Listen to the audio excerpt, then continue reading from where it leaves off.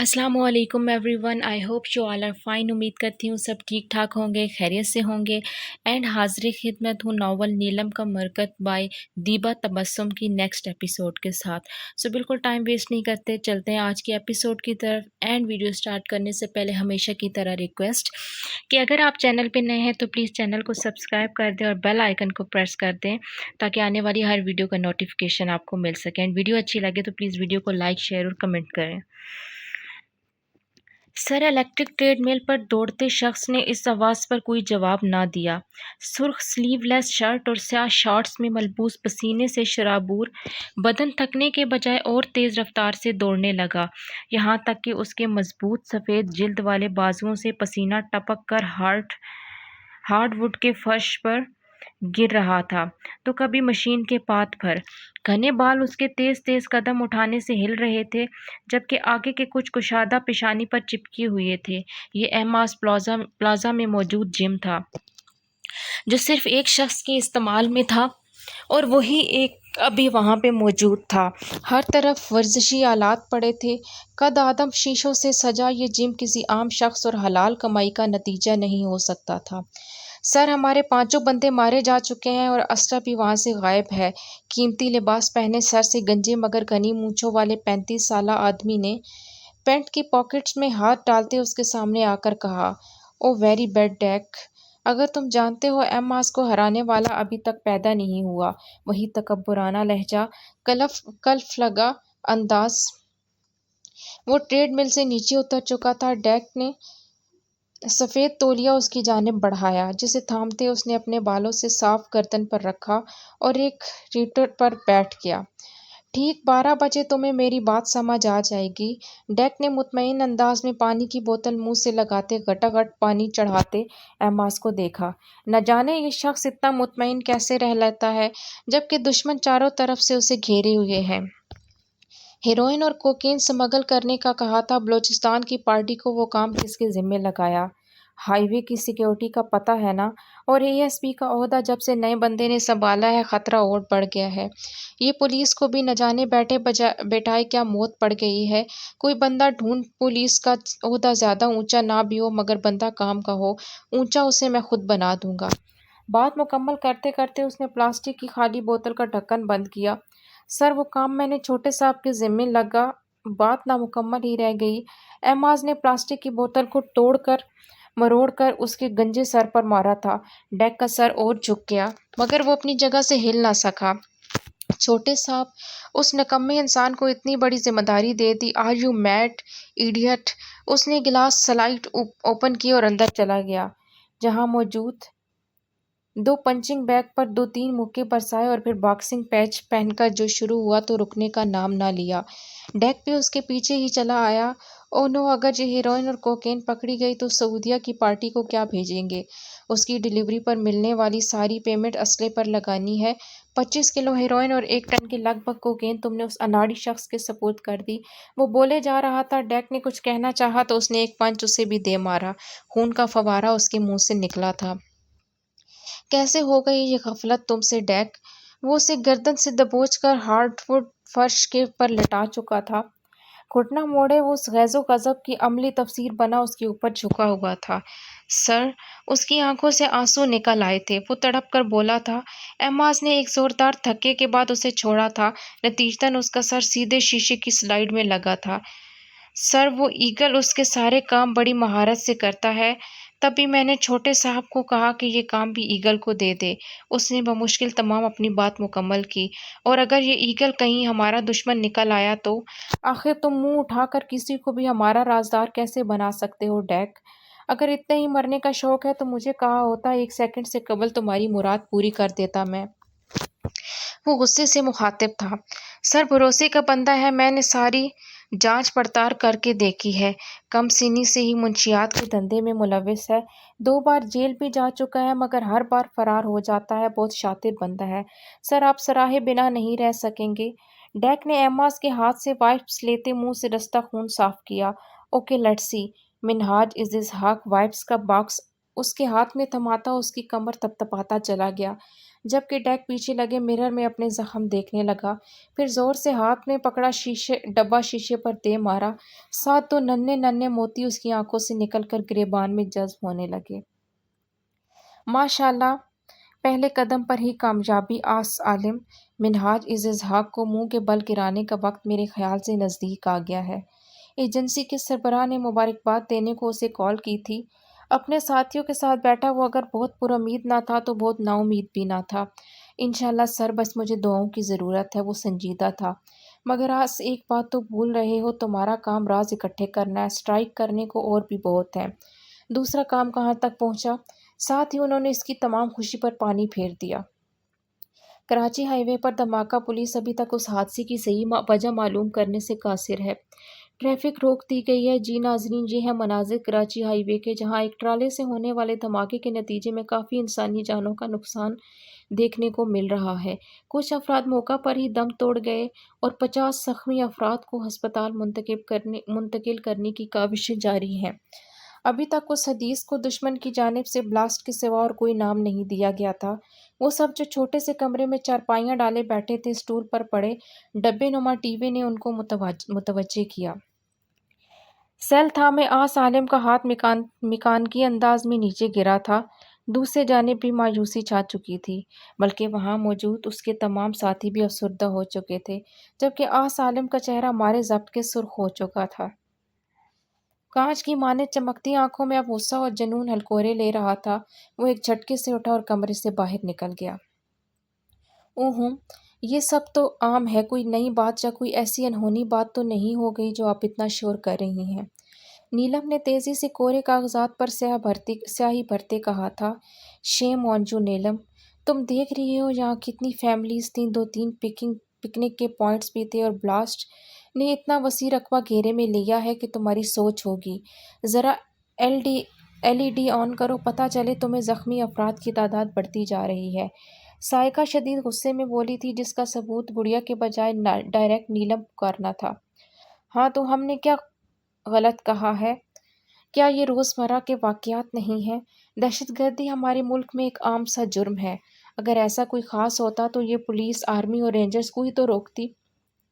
مگر یہ سب گھروں میں آرام فرما رہے ہوتے ہیں، وی آئی پیز کو پروٹوکول دے رہے ہوتے ہیں، غریب عوام مر رہی ہوتی ہے، اور یہ پولیس ساری رشوت خور حرام کھا کر پیٹ نکل آئے ہیں ان کے۔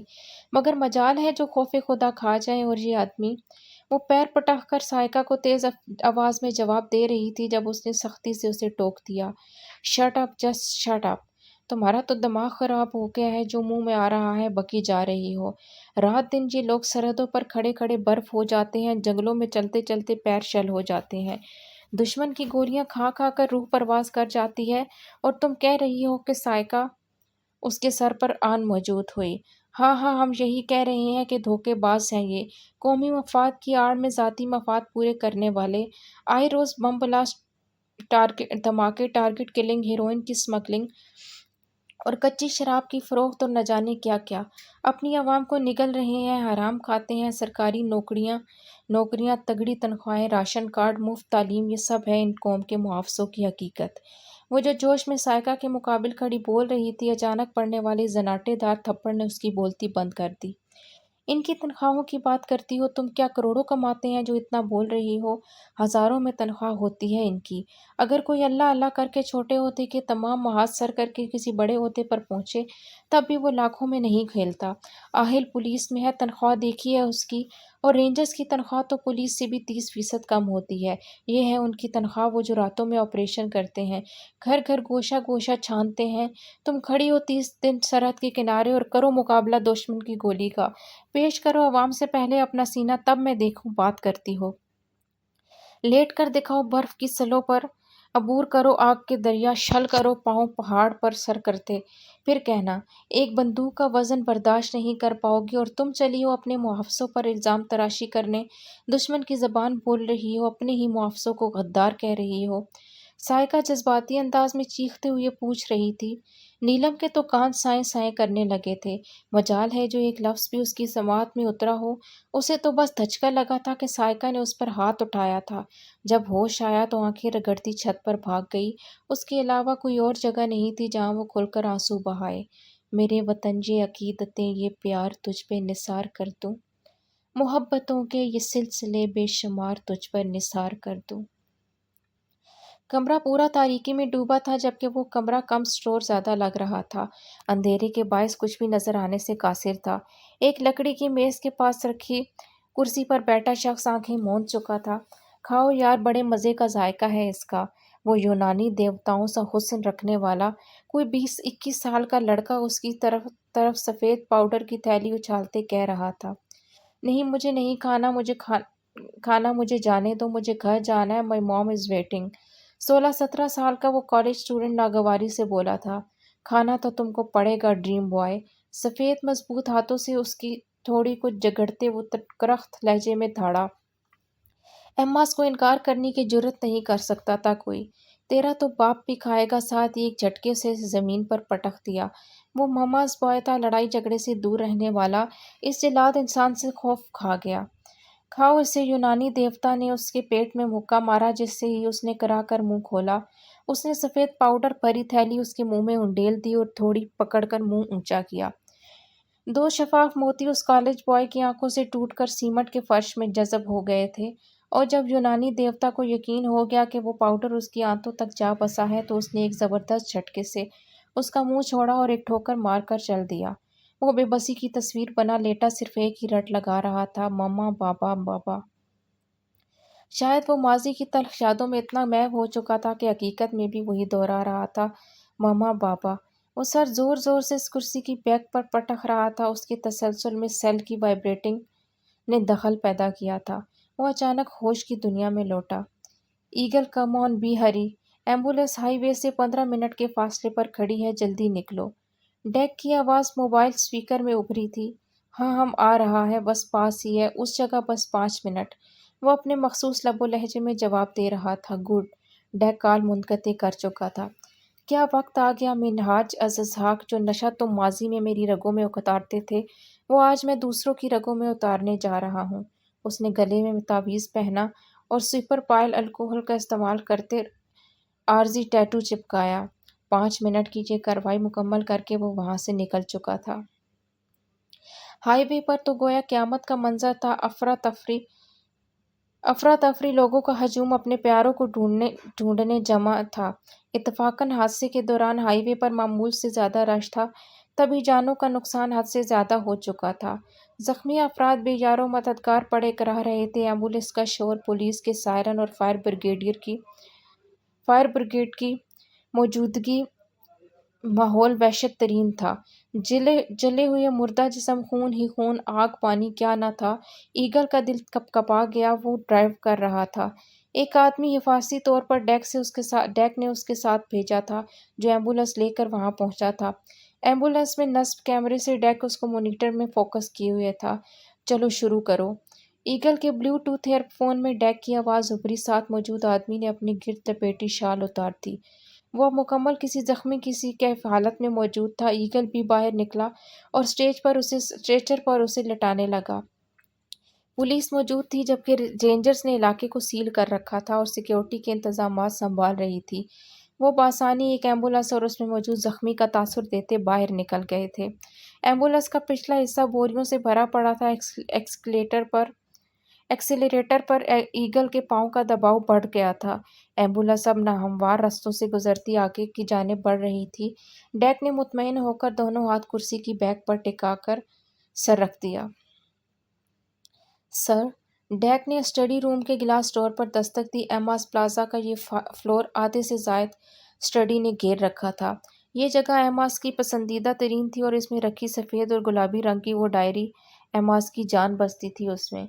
اس اسٹڈی میں کچھ ایسا تھا جو کہیں نہیں تھا۔ کم ان ڈیک، دروازہ دھکیلتے اندر آ گیا۔ پوری لائبریری میں سفید روئی کی مانند قالین بچھا تھا۔ گلاس کی نہایت قیمتی شفاف منفرد ڈیزائن کی شیلف پر سجی سفید رنگ کی کتابیں۔ اس لائبریری میں زیادہ تر کتابیں پرانی تھیں، جن کو سفید کور کر رکھا تھا۔ باقی تو اس کی فائلز تھیں، اس کی زندگی کے ثبوت، 12 سال کا ریکارڈ۔ سر، مال بحفاظت ڈیلیور ہو چکا ہے اور پیمنٹ آپ کے اکاؤنٹ میں آ چکی ہے۔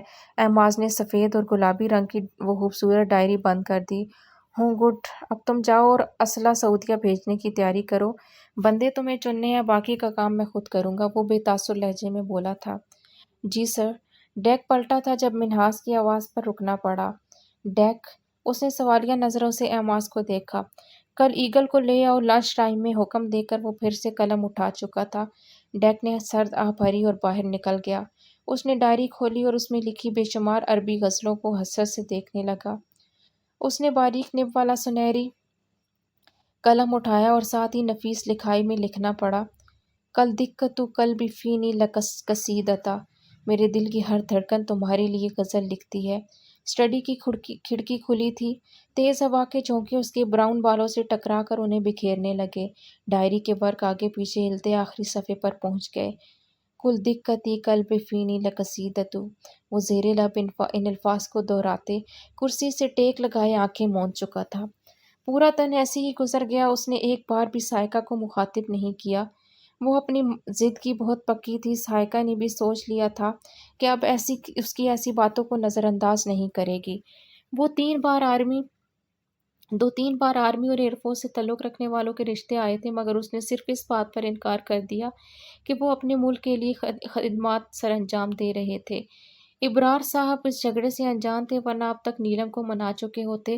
سائقہ سے ناراضگی کے باعث وہ اتنی ٹھنڈ میں بھی چھت پر لیٹی تھی، جس کی دیواریں 3.5 فٹ تھیں۔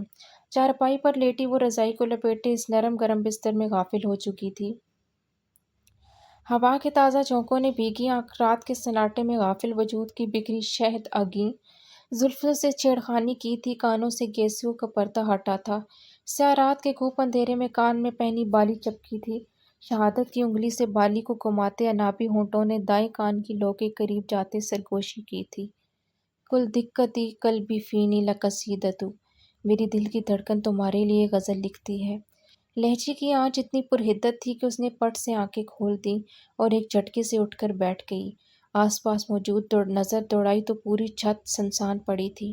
14ویں کا چاند پورے سیاہ آسمان پر چمک رہا تھا۔ عجیب سا خوفناک منظر تھا۔ اس نے دل میں اٹھتے خوف کو تھپکی دی اور پھر لیٹ گئی۔ ابھی اس نے پلکوں کی جھالر گرائی ہی تھی کہ ایک اور تیز ہوا کا جھونکا آیا۔ بال چہرے سے ہٹے کسی نے کان میں بھی سرگوشی کی تھی۔ کل دقت قلبی فینی لقصیدتو، دل کی دھڑکن حد سے سوا ہونے لگی۔ پسلیاں توڑ کر باہر نکلنے کو بےتاب دل پر وہ ہاتھ رکھے اٹھی تھی۔ جان سے زیادہ اس کا ہوش ربا حسن چمک رہا تھا۔ اس نے کان کی لوؤں کو ہاتھ لگا کر محسوس کیا، مگر کسی بھی لمس کا احساس نہ پا کر وہ اور گھبرا گئی۔ شاید خواب تھا اور وہ بڑبڑائی، مگر سماعت میں ایک ہی جملے کی تکرار تھی جس کے مطلب سے بھی وہ انجان تھی اور اتنی بھی تمیز نہ کر پائی تھی کہ یہ فارسی ہے یا عربی۔ پھر اچانک اس کو بہت خوف آنے لگا۔ سیاہ رات، سنسان چھت۔ اس نے لپیٹ کر رضائی بمشکل اٹھائی اور سفید نازک تلوؤں والے نازک جوتی میں گھساتی وہ نیچے بھاگی تھی۔ اسے لگا وہ جملہ ابھی بھی ہوا کے دوش پر اس کا پیچھا کر رہا تھا۔ کل دقت قلبی فینی لقصیدتو، باؤلنگ سر۔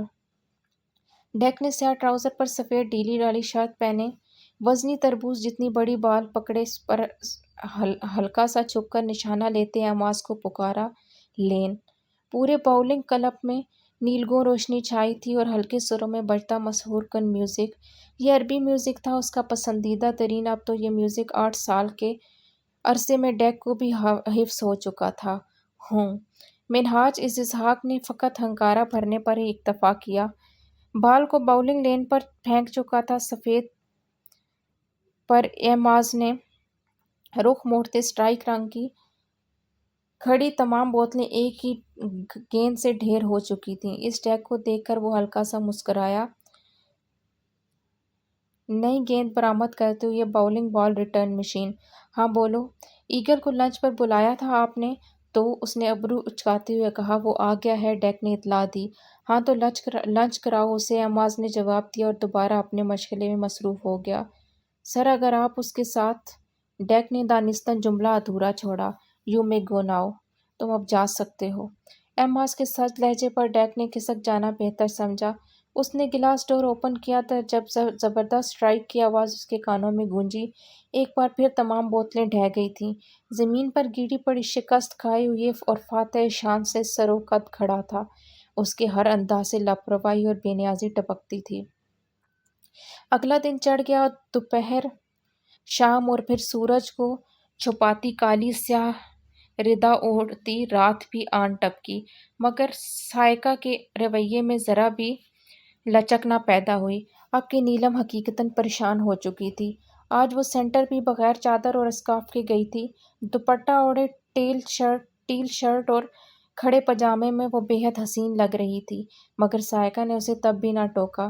دادو کی وہ سنی انسنی کرتی وہ باہر نکل گئی۔ دوپہر میں نہ کھانا کھایا اور نہ شام کی چائے پی، غرض ہر طریقہ آزما لیا، مگر سائکا نے تو اسے نہ بلانے کی قسم کھا رکھی تھی۔ "آپ ہی سالن کا ڈونگا دیجیے گا"، اس نے جان بوجھ کر کھانے کی میز پر موجود تمام افراد کے درمیان اسے مخاطب کیا۔ سائکا نے ڈونگا اٹھا کر اس کی جانب بڑھا دیا۔ "ہاں ابرار میاں، کیا بنا نوٹس کا"، دادو نے سادہ دال چاول کھاتے ابرار صاحب کو مخاطب کیا۔ "جی اماں، کرایہ داروں کو نوٹس تو مہینے سے پہلے ہی شروع میں دے دیا تھا، آج 29، کل چلے جائیں گے۔ نئے کرایہ دار بھی بڑی فیملی ہی مل رہی ہے، علاقہ بھی تو ایسا ہے"، وہ تفصیل بتانے لگے۔ "ارے میاں، یہ بڑے بڑے خاندان بھلا دو، 3 کمروں کے مکان میں کیسے آتے ہیں؟ میں تو صاف کہہ دیتی ہوں کوئی چھوٹا سا خاندان ہو، بچے اتنے شور و غل کرتے ہیں، مجال ہے جو قرآن کی تلاوت بھی سن پاؤں، اور میں گندگی الگ پھیلائے ہیں، ہائے کسی اچھے علاقے میں گھر لیا ہوتا تو آج مہینے سے یہ دشواری نہ اٹھانی پڑتی"۔ دادو نے سر داہ بھرتے اپنی پلیٹ میں اور سالن نکال لیا، ساتھ گندم کے آٹے کی نرم روٹی توڑنے لگی۔ "اماں، اب جو جمع شدہ رقم تھی اور سائکا کی امی کا زیور تھا، اس سے بھی اتنی رقم نہ بن سکی کہ کراچی جیسے مہنگے شہر میں اچھے علاقے کا کوئی گھر لے سکوں۔ اس محلے میں بھی زمین کا ٹکڑا مل گیا، غنیمت جانا میں نے"، ابرار صاحب نے مزید تبصرہ کیا۔ "عجیب و غریب محلہ، کچرے سے بھری گلیاں اور تھرڈ کلاس لوگ"، نیلم نے بھی گفتگو میں حصہ لیا۔ "چپ کر تو، بڑی میم آئی ہے، 18 کی ہونے جا رہی ہے مگر عقل گھٹنوں میں ہے، یہ بھی نہیں پتہ کہ کہاں بات کرنی چاہیے اور کہاں نہیں"۔ دادو کے جھڑکنے پر اس نے برا سا منہ بنایا، دوبارہ کھانا شروع کیا۔ دادو نے ابرار صاحب کو دیکھا اور پھر شروع ہو گئیں۔ "یہ حارث کب آ رہا ہے؟ ماشاءاللہ سے 5واں سال چڑھ گیا ہے اسے دبئی گئے۔ 18 سال کی تھی سائکا جب اس کی خالہ کے پرزور اصرار پر اس کا اور حارث میاں کا نکاح کر دیا تھا۔ اب تو 5 سال کا عرصہ بھی بیتنے کو ہے۔ بھئی ابرار میاں، تمہارا کوئی ارادہ ہے بیٹی رخصت کرنے کا کہ نہیں؟ میں تو کہتی ہوں کہ اس آفت کو بھی ساتھ ہی رخصت کر دو، 12ویں کے پیپر ہونے والے ہیں، بس 5 ماہ میں 18 کی ہو جائے گی، تم کیا کہتے ہو"۔ دادو بغیر لحاظ کے بچیوں کے سامنے ہی شروع ہو چکی تھی۔ نیلم نے چمچ زور سے پلیٹ میں پٹخا۔ ابرار صاحب نے لمبی سانس گھسیٹتے پلیٹ کھسکائی اور جگ سے گلاس میں پانی انڈیلنے لگے۔ "اماں، اس سال نومبر تک شاید حارث آ جائے، تب دیکھتے ہیں رخصتی کی کیا تاریخ لینی ہے"۔ "اور نیلم کو کیوں گھسیٹ رہی ہیں؟ گڑیا ہے ابھی تو ننھی سی، اس کو تو معاف ہی رکھیں آپ"۔ آخر میں ان کا لہجہ ہلکا پھلکا سا ہو گیا۔ "ہوں، گڑیا، سائکا جب اتنی تھی تو ماشاءاللہ بچی نے پورا گھر سنبھالا تھا، ساتھ اس گڑیا کو بھی"، دادو نے گڑیا چباتے ہوئے کہا تو میز پر موجود تمام افراد مسکرا دیے۔ "سر، آپ نے ایگل کو دوپہر کا بلایا ہے، اب تو رات ہو گئی ہے"، ڈیک نے اسٹڈی میں مصروف ایماز کو رات 9:30 بجے انٹرکام کھڑکاتے کہا تھا۔ "ڈائننگ ہال میں ملاقات ہوتی ہے"، بات مکمل کر کے اس نے کارڈ لیس واپس رکھ دیا۔ ایماز پلازا کی نصف سے زائد دیواریں شیشے کی تھیں۔ بڑے سے کشادہ ڈائننگ ہال میں ہر طرف شیشے کی سلائڈز تھیں، جس کی ایک طرف باہر بنا سوئمنگ پول نظر آ رہا تھا، جبکہ دوسری طرف تا حد نگاہ تک پھیلی گھاس اور خوبصورت و منفرد پتھروں سے تیار کردہ روش آنکھوں کی پتلیوں میں سما رہی تھی۔ ہارڈ ووڈ کا فرش جس کا رنگ بہت گہرا تھا، جبکہ میز بھی شیشے کی اور اس پر پڑا ہر برتن تقریباً شیشے کا تھا۔ میز پر سجے پکوانوں کی اشتہا انگیز خوشبو پورے ہال میں پھیلی تھی۔ 12 کرسیوں والی میز کی ایک کرسی پر ٹکا ایگل آج بھی اپنے مخصوص انداز میں موجود آس پاس کا جائزہ لینے میں مصروف تھا۔ ڈیک چلے پیر کی بلی کی طرح چکر لگانے میں مصروف تھا، گویا پینڈولم بنا ہو۔ بھاری قدموں کی چاپ پر ایگل نے سر اٹھا کر دیکھا۔ براؤن بال، کسرتی بدن، انابی ہونٹ، غلافی آنکھیں، سفید دمکتی رنگت اور بھورے بالوں سے بھرے مضبوط سخت ہاتھ، اور کھڑی مغرور ناک، ایگل کچھ جکھلاق تھی۔ افسوس ہوا، بادشاہوں سا حسن و جمال رکھنے والا شخص در حقیقت ایک درندہ صفت انسان تھا۔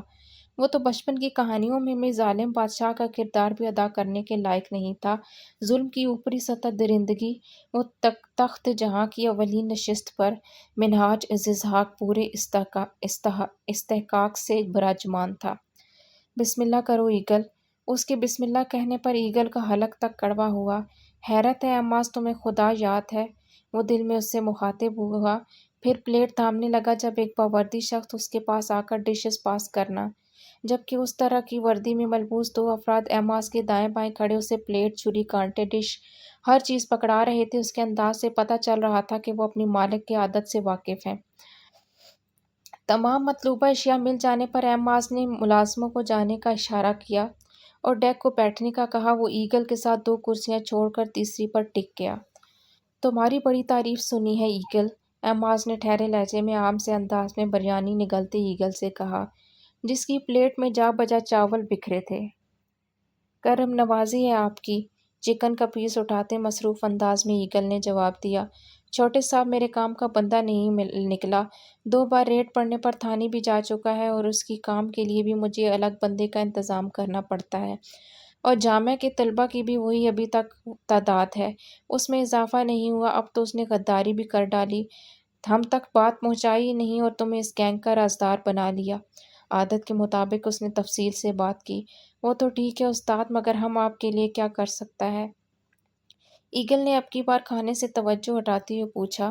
اچھا سوال ہے اور اس کا بہت زبردست جواب ہے میرے پاس۔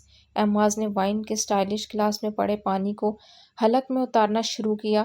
البتہ ایگل اب بھی اس کی جانب متوجہ اگلی بات کا منتظر تھا۔ تم میرے سے زیادہ یہ کام اپنے لیے کرو گے؟ ایگل نے تعجب سے آنکھیں سکیڑیں، جو آج بھی سرمے سے لبالب بھری تھیں۔ یا اپنے لیے؟ دیکھو بھائی، پیسہ اور دولت آتے کس کو برے لگتے ہیں؟ اس نے بات شروع کرتے اطمینان سے کرسی کی پشت سے ٹیک لگائے ہاتھوں کی انگلیاں باہم ایک دوسرے میں پیوست کرتے کہا۔ چھوٹے صاحب کام کا بندہ نہیں، مگر میرا ایک اصول ہے، جس کو ایک بار اپنے ساتھ شامل کر لوں کبھی اسے بے یار و مددگار نہیں چھوڑ سکتا۔ اس لیے اب جو بھی کانٹریکٹ سائن ہوگا اس کا معاوضہ 60% تمہارا، جبکہ 40% چھوٹے صاحب کا ہوگا۔ ہاں، اگر کوئی اس کی رسک ڈلیوری تم نے اکیلے سر کر لی تو تمہیں اس کا پورا معاوضہ ملے گا۔ عماس نے ایک خاکی رنگ کا لفافہ اس کی جانب اچھالا جسے اس نے سرعت سے کیچ کیا۔ عماس اس کی مکمل توجہ سے متاثر ہوتے مسکرایا۔ اقوام متحدہ کی رپورٹ کے مطابق پاکستان میں 76% افراد منشیات کا استعمال کرتے ہیں، اس میں 78% مرد ہیں اور 22% عورتیں، اور مزے کی بات یہ ہے کہ 76 لاکھ میں سے زیادہ تر افراد 24 سال کی عمر کے لگ بھگ ہیں۔ ظاہر ہے یہ جامعہ کے تعلق رکھنے والے افراد ہی ہوں گے، مگر مجھے یہ 76 لاکھ اب 1 کروڑ کی حد پار کرنے چاہئیں، اور یہ کام تم کرو گے۔ ینگ ہو، لک چیلنج کرو، کالجز اور یونیورسٹیوں میں گھس جاؤ، تنظیمیں قائم کرو، پارٹیاں بناؤ، اسٹوڈنٹس کو اپنے جال میں جکڑنا شروع کرو اور انہیں اس زہر کا عادی بنا دو۔ سانس روکے۔ اس کی بات سنتے ایگل نے گہری سانس لی۔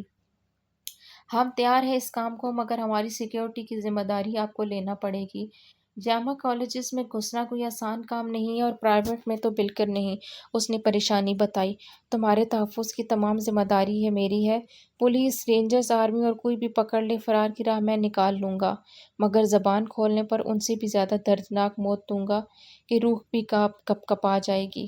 سرد برف جیسا لہجہ تھا اس کا۔ ایگل نے تھوک نگلی۔ ہاں، پرائیویٹ میں تو جانے کی ضرورت ہی نہیں، امیر باپوں کی اولادیں پہلے ہی اس کی عادی ہو جاتی ہیں، اور جو رہ جاتے ہیں وہ دوستوں کی صحبت میں یہ زہر نگلنے لگتے ہیں۔ نہیں تو کیفیٹیریا میں بھی ان کے لیے موجود ہیں، مگر یہ سرکاری اداروں میں جوتا گھسا گھسا کر پڑھنے والے، ان کو عادی کرو اس زہر کا۔ بہت شوق ہے انہیں اپنے والدین کا پیسہ حلال کرنے کا۔ اس نے زہرخندی سے کہا۔ ہم سمجھ گیا ہے آپ کا ٹارگٹ، فکر نہ کرو جی، اس دھندے میں ہم ماہر ہیں۔ ایگل نے خاکی لفافہ جیب میں ٹھوسا۔ ANF اور ہاں، ایک اور بات، پاکستان میں منشیات کی روک تھام کے ادارے اینٹی نارکوٹکس فورس کے ترجمان کے مطابق منشیات میں سب سے زیادہ ہیروئن اور شراب کا ذائقہ پسند کیا جاتا ہے۔ تو تم ہیروئن سے شروع کرو۔ ذرا ہوشیار رہنا، یہ ادارہ آرمی کے انڈر آتا ہے اور منشیات کی روک تھام میں تیزی سے اپنا کردار ادا کر رہا ہے، یہاں تک کہ انٹرنیشنل لیول پر بھی اسمگلنگ کرنا خطرے سے خالی نہیں۔ فی الفور تبھی ہم صرف اندرون پاکستان اس زہر کو فروخت کرنے پر مجبور ہیں۔ خیر، میرے خیال سے تمام نکتے بیان کر چکا ہوں۔ کسی بھی غیر ذمہ داری کے باعث ہونے والے نقصان کے ذمہ دار تم خود ہوگے، ایماز نے نیپکن سے ہاتھ صاف کرتے ہوئے کہا۔ جی ہم سمجھ گیا ہے، ایگل نے زور زور سے سر ہلاتے کہا، جبکہ منہاج کپ کا جا چکا تھا۔ ایگل نے لمبی سانس باہر چھوڑی۔ کب سے خاموش بیٹھے؟ ڈیک نے اس کی جانب مسکراہٹ اچھالی۔ ایگل پھر کھانے میں مصروف ہو گیا۔ آپ ہی اٹھو نا پلیز۔ کروٹ کے بل لیٹی تکیے میں منہ چھپائے سائیکا کو نیلم نے جھنجھوڑ ڈالا، مگر وہ بے حس بنی رہی۔ آپ ہی چند ماہ بعد تو آپ سسرال چلی جاؤ گی۔ حارث بھائی گھوڑے پر سوار اپنے خوابوں کی شہزادی کو لے جائیں گے، مگر ابھی تو آپ گڑیا سے ناراض ہو کر یہ ماہ خراب مت کرو۔ اس نے سائیکا کے کندھے پر رکھتے جذباتی ہونا شروع کیا۔ میں بلا وجہ ناراض نہیں ہوں، تمہاری غلطی ہے، اسے تسلیم کرو۔ سائیکا نے بگڑتے تیوروں سے اس کی جانب دیکھا۔ آپ ہی یار، اس بحث کو چھوڑ دو۔ آپ کے اور ہمارے خیالات اور سوچ اس معاملے میں مختلف ہیں، اس لیے کہہ رہی ہوں اس پر اختلاف کر کے ناراض ہونے سے اچھا ہے ہم اس موضوع پر بات ہی نہ کریں۔ نہیں، اس موضوع پر بات کرنے اور تمہارے خیالات بدلنے کی اشد ضرورت ہے، ورنہ تم تو آہل کو بھی صاف جواب دے دو گی۔ سائیکا اٹھ کر بیٹھ چکی تھی، اب سنجیدگی سے کہہ رہی تھی۔ آپ ہی آہل بھائی ہمارے تایا ذات سے زیادہ اور کچھ نہیں ہے۔ ہم آپ کو پہلے ہی اپنا آئیڈیل بتا چکے ہیں، آہل بھائی اس پر 1% بھی پورا نہیں اترتے تو جواب دینا بنتا ہے۔ اس نے ناک سے مکھی اڑائی۔ جیسا تمہارا آئیڈیل ہے نا، ایسا شخص ناممکن ہے، اور اگر مل بھی گیا تو ساری زندگی اس پتھر سے سر پھوڑتی لہو لہان ہو جاؤ گی، مگر سوائے زخموں کے کچھ اور ہاتھ نہیں آئے گا۔ حقیقی زندگی میں قدم رکھ لو میری جان اور بات کو سمجھو۔ سائیکا بالآخر نرمی پر اتر آئی اور اسے پیار سے سمجھاتے ہوئے بولی، ہم پھر بھی آہل بھائی سے شادی نہیں کریں گے، ہم کسی پردیسی سے شادی کر کے آؤٹ آف کنٹری چلے جائیں گے۔ ہمیں پاکستان نہیں پسند، ہمیں یہاں نہیں رہنا۔ اس نے منہ بسورتے ہوئے صاف الفاظ میں کہا۔ وہ اپنی بات صرف سائیکا سے شیئر کرتی تھی۔ اتنا ناپسند ہے تمہیں اپنا ملک؟ چلو فرض کرو تمہیں اپنے ملک کے لیے قربانی دینی پڑ جائے، یا کبھی تمہارے ملک کو تمہاری ضرورت پڑ جائے، تو کیا انکار کر دو گی؟ سائیکا نے سوال داغا، حالانکہ وہ جواب جانتی تھی، یقیناً صاف انکار۔ ہم کیوں کریں کسی کے لیے اپنی خوش و خرم زندگی خراب، اور خاص طور پر اس ملک کے لیے جہاں غربت و افلاس کے سوا کچھ نہیں، جہاں پانی، بجلی، روٹی، کپڑا اور مکان جیسی بنیادی ضروریات میسر نہیں، جہاں جرائم کی ایک وسیع دنیا ہے، بھتہ خوری، ٹارگٹ کلنگ اور اغوا برائے تاوان، ہیروئن اور اسلحے کی سمگلنگ، بم دھماکے، دہشت گردی کیا نہیں ہے۔ ہمارا اس ملک میں رہنے کو دل نہیں کرتا اور آپ اس کے لیے قربانی کا بول رہی ہیں۔ ہم تو اپنا ایک بال بھی اس ملک پر ضائع نہ کریں، اس نے جذباتی ہوتے ہوئے کہا۔ پھر وہی بات، سائیکا کا موڈ پھر سے خراب ہوتا دیکھ کر نیلم فوراً آگے کو کھسکی۔ ہماری چھوڑیں، اپنی بتائیں، کوئی فون شون، کوئی لو لیٹر شیٹر آیا؟ سائیکا کے گلنار ہوتے چہرے کو دیکھ کر نیلم نے اس کے کندھے سے اپنا کندھا مس کرتے ہوئے کہا۔ بدتمیز! سائیکا نے تکیہ اٹھا کر نیلم کے سر پر مارا۔ اس نے بھی جوابی کارروائی کرنے میں دیر نہیں کی۔ 2 منٹ میں پورے بیڈ پر چھوٹے چھوٹے روئی کے گالے بکھر گئے۔ نیلم کی شہداگی زلفوں کو مری کے پہاڑوں کو ڈھکتی برف کی مانند روئی کے گالوں نے بھی ڈھانپ دیا تھا۔ اچھلتی کودتی دونوں بہنیں اپنی تمام ناراضگی بھول چکی تھیں۔ چند دن بعد، سر آج تو جشن کا دن ہے، کامیابی کا اسلحہ سعودیہ جا چکا ہے، ہیروئن اور منشیات شراب بھی جامعہ کے طلبہ میں عام ہو چکی ہیں۔ ان چند دنوں میں ایگل کتنی وافر مقدار میں منشیات کی سمگلنگ کر چکا ہے، یہ بندہ مستقبل میں بہت کام آنے والا ہے۔ ڈیک، جو مکمل 3 پیس سوٹ میں ایماز پلازا کے کلب میں کھڑا تھا، گھونٹ گھونٹ شراب اتارتے اپنے حلق میں اتارنے لگا۔ تم جانتے ہو ڈیک، شراب اور شباب دونوں میں سے ہزاروں میل دور رہتا ہوں میں۔ ان دونوں کا نشہ ایسے چڑھتا ہے کہ انسان کو مدہوش کر کے رکھ دیتا ہے، اور جس لمحے میں غافل ہوا، وہی پل میری زندگی کا آخری لمحہ ہوگا۔ دشمن گھات لگائے بیٹھا ہے، جیسے ہی میرے قدم ڈگمگائے میں سیدھا ان لوگوں کے کھودے کنویں میں جا گروں گا۔ ایماز کلب میں موجود ایک سٹول پر بیٹھا تھا، دوسرے ہاتھ میں کوئی مشروب تھا، مگر شراب نہیں تھی۔ ڈیک اس کی بات سے مکمل متفق تھا، تبھی مزید اصرار کرنے کے بجائے وائن کے پیک پر پیک چڑھانے لگا۔ سو فار ناؤ آج کے ایپیسوڈ کو یہیں سٹاپ کرتے ہیں۔ آئی گیس آدھا گھنٹہ کی ہو گئی ہے، تو نیکسٹ یہیں سے انشاءاللہ نیکسٹ ایپیسوڈ میں سٹارٹ کریں گے. اینڈ ویڈیو اچھی لگی ہو تو پلیز ویڈیو کو لائک کریں، شیئر کریں. اگر ناول اچھا لگ رہا ہے تو پلیز ناول سے جڑے رہیں. انشاءاللہ ملتے ہیں نیکسٹ ویڈیو میں. تب تک کے لیے اپنا ڈھیر سارا خیال رکھیے، دعاؤں میں یاد رکھیے. اللہ حافظ.